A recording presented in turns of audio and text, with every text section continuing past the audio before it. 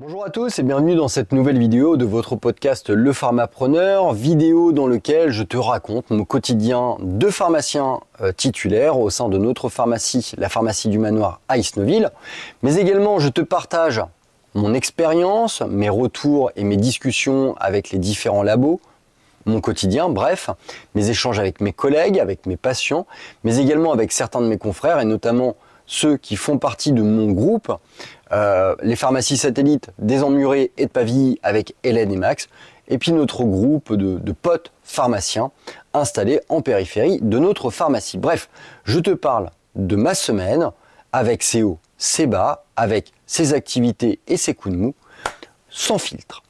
Lundi, je suis arrivé à l'heure, classique, je dirais, sans arriver plus tôt, sans arriver plus tard. Pas vraiment d'impératif, mais pas non plus de nécessité à arriver plus tard. Donc, ouverture de la pharmacie avec ma collègue, début de réception des commandes pour tout ce qui est robot avec l'automate, la réception des commandes du grossiste répartiteur, le pointage des produits en rupture, le pointage également des produits qui sont revenus, le passage de notre fameuse commande de listing rupture chez notre grossiste. On fait un petit point également sur tout ce qui est Régulordo. Alors Régulordo, tu le sais, si tu suis régulièrement ces vidéos, c'est des petites pochettes que l'on établit tout au long de la semaine et qui représentent en fait nos communications avec les prescripteurs ou avec des patients sur des problèmes, sur des ordonnances notamment. Donc je fais le point sur ce qui n'a pas pu être résolu sur la fin de semaine dernière et donc ce qu'il me reste à gérer pour le début de cette semaine. Donc pas mal de passages de coups de fil pour des médecins, notamment des problèmes de rupture qu'on a eu sur la journée du samedi, problème de rupture sur du Locapred, problème de dosage sur un Grazax, en tout cas une posologie d'un Grazax qui était absolument pas cohérente. Problème également de lecture sur une ordonnance sur laquelle il manquait le nombre de prises et la durée de traitement. Bref, pas mal de petites questions. Alors ça prend pas beaucoup de temps au final en fait d'un point de vue unitaire, mais tout cumulé, le fait d'appeler, de tomber sur la secrétaire qui transmet au médecin, qui transmet que le médecin doit te rappeler, etc. Bref, ça prend un temps mental assez important. Du comptoir, bien évidemment, avec distribution de médicaments, mais ça tu t'en doutes, du conseil, évidemment, car c'est notre travail le plus important, de la vaccination également. En parlant de vaccination, on en a profité également pour repasser des flacons de vaccination Covid pour relancer la campagne vaccinale, comme la DGS, la dernière DGS qu'on a pu recevoir, nous soulignait de le faire. Donc, recommande de vaccins Covid pour pouvoir les remettre en place au sein de notre structure. Le 31, c'est la fin du mois, donc dernier jour du mois avec ma collègue Annabelle, on a pris le temps de réaliser les facturations finales de toutes nos locations, donc ce qui a pris quand même un certain temps, le fait de finaliser, de clôturer, de renouveler, tout ça avec WinPharma, ça nous a pris un petit peu de temps. Mon collègue est arrivé en fin de matinée, donc du coup on a mangé ensemble, discussion autour des différents EI de la semaine dernière, discussion également de ce qui s'était passé durant le week-end. Mon collègue est ensuite parti voir notre collègue Max de la pharmacie des Emmurés sur lequel il y avait un dossier abordé avec lui qui est la possibilité d'une évolution de sa structure de façon à avoir quelque chose de plus punchy, plus commercialement acceptable, on va dire, parce que là, pour l'instant, il est dans une case commerciale qui se dégrade. Le pauvre, la semaine dernière, il a eu une fuite de canalisation qui, durant sa garde, l'a bien enquiquiné. Bref, il est temps que ça change, il est temps que Max ait une structure à la hauteur de son investissement. Et c'est ce pourquoi Marco était descendu sur Rouen pour l'accompagner dans un rendez-vous, ma foi, extrêmement important et plutôt positif. Fin de journée, pour moi, tu le sais, c'est une petite course à pied pour se vider la tête. Mardi, écoute, c'est le premier jour du mois, le 1er avril, pas de blague, à notre niveau. On reste relativement sérieux, même si on a eu quelques petits collages de poissons dans la pharmacie. Mise en avant des promos, que ce soit sur les vidéos, mais également dans la pharmacie. Alors comme tu le sais, la pharmacie, on a décidé de mettre en place un nombre très très conséquent de promotions, une trentaine de promotions, véhiculées par un certain nombre d'affiches dans toute la pharmacie. On va communiquer beaucoup et on va faire beaucoup plus de promotions au sein de notre structure. Donc là, c'était le premier jour. Le but, c'est vraiment de relancer cette dynamique économique sur la para au sein de notre structure. Du comptoir, évidemment, les anticipants d'eau, parce que on est le premier, donc du coup, grosse salve d'envoi de SMS pour savoir si on devait renouveler ou pas les traitements des personnes qui sont sous anticipants d'eau. Par ailleurs, j'en ai profité pour souhaiter, et j'en profite également par la même occasion, pour souhaiter les 2 ans d'installation de ma collègue Hélène au sein de la pharmacie de Pavilly. Déjà, c'était un 1er avril, le temps file, le temps passe vite. Hélène m'a envoyé un petit pré-teaser de son activité sur l'ensemble de l'année 2024 et 2025. C'est plutôt très bon et si elle écoute cette vidéo, je la félicite comme j'ai pu le faire par SMS. Augmentation en termes de fréquentation, augmentation du chiffre, augmentation de la marge. Bref, tous les indicateurs sont ultra positifs. J'ai hâte d'avoir son bilan qui devra arriver d'ici 3 mois par le cabinet Burette. J'en ai profité également pour faire tout ce qui est sécu, mutuelle, en partenariat avec ma collègue Mathilde. Dans l'après-midi, on a pris 2 heures pour réaliser l'entretien individuel de notre collègue Amandine, qui est factuellement l'une de nos plus anciennes salariées. Ça a été notre première apprentie, Amandine, et on a la chance de l'avoir vue évoluer, grandir, mûrir au sein de notre structure.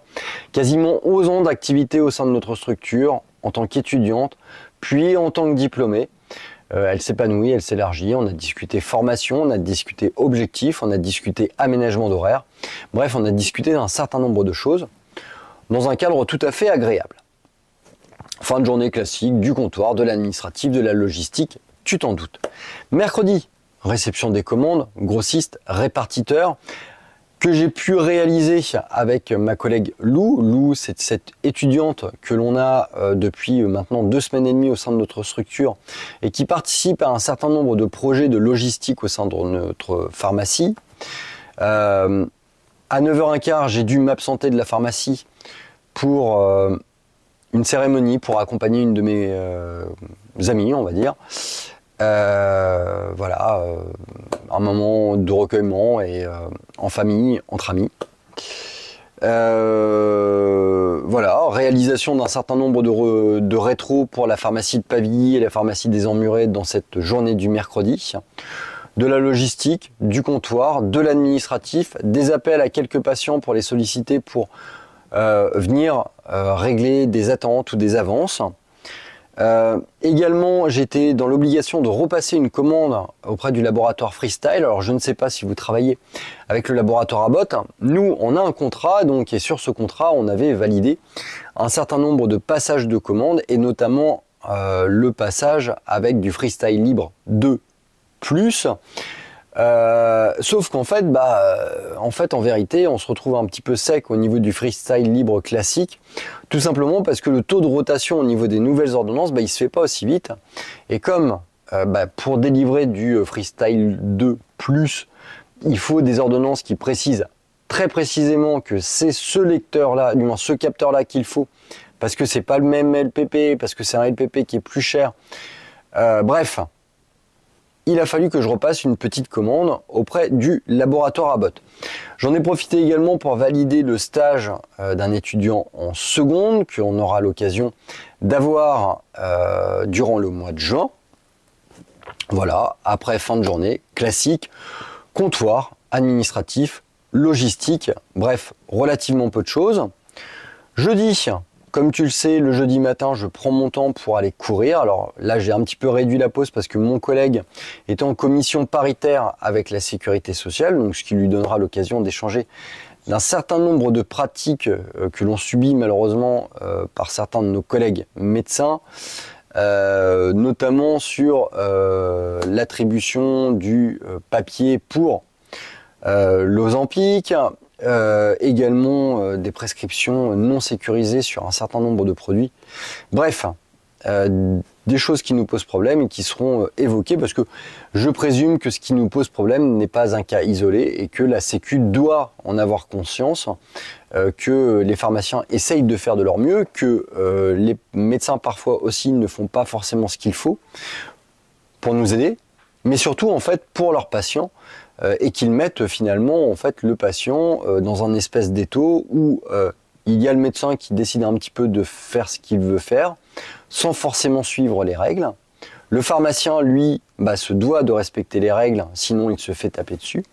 Puis entre deux, il y a le patient qui, lui, n'a pas ses médicaments et qui ne comprend pas pourquoi. Le jeudi, j'en profite également donc pour faire beaucoup d'administratif et de logistique. Alors, quand je dis ça, c'est surtout préparer la semaine qui va venir, car la semaine prochaine, moi, je vais être en vacances. Donc, j'ai fait le point avec mes collègues Mathilde, Noémie et puis mes autres collègues préparatrices sur ce qui devait être fait durant la semaine où on va être absent. Alors bon, j'ai la chance d'avoir une équipe qui est extrêmement autonome et efficace, donc du coup, c'est assez restreint. Mais un petit rappel ne fait pas de mal, de façon à ne pas oublier certaines choses extrêmement importantes. Les télétransmissions, le fait de réaliser les anticipeurs d'eau, le fait de checker les ordonnances vacances, de faire un point régulier sur les avances sécu mutuelles, de faire des mises à jour régulières au niveau des dossiers, et puis de faire également un suivi de nos stocks, et notamment au niveau des produits en rupture. Bref, des rappels, mais des rappels parfois nécessaires. Le soir, soirée organisée par le comptable, le cabinet Burette, avec une thématique, la présentation du projet, du moins surtout de la loi de finances qui nous a tous touchés sur l'année 2025, et également sur l'avenir du LMNP dans cette fameuse loi. Tu le sais, en parallèle de mon travail en tant que pharmacien, je suis un investisseur immobilier, j'aime ça et cela m'intéresse. Et c'est l'occasion pour moi en fait de participer à une session de formation organisée par le cabinet Burette. J'y vais avec ma femme, ce qui me permettra d'échanger avec elle sur des thématiques qui me tiennent à cœur. Sur ce, voilà, vidéo assez courte finalement de ce quotidien d'un pharmacien, parce que tout simplement il y a peu de choses à dire. Ça a été une semaine relativement calme, je dois avouer. Pas de coup de gueule, pas de prise de bec, pas de problématique en fait au sein de notre pharmacie, donc tout va bien. Il ne me reste que à te souhaiter de bonnes vacances si tu es en vacances, et je te dis à très bientôt pour une prochaine vidéo du quotidien d'un pharmacien. Et puis prends soin de toi, prends soin de ton équipe. À très bientôt sur Le Pharmapreneur, le seul podcast qui, comme tu le sais, est dédié à l'entrepreneuriat et à la gestion officinale.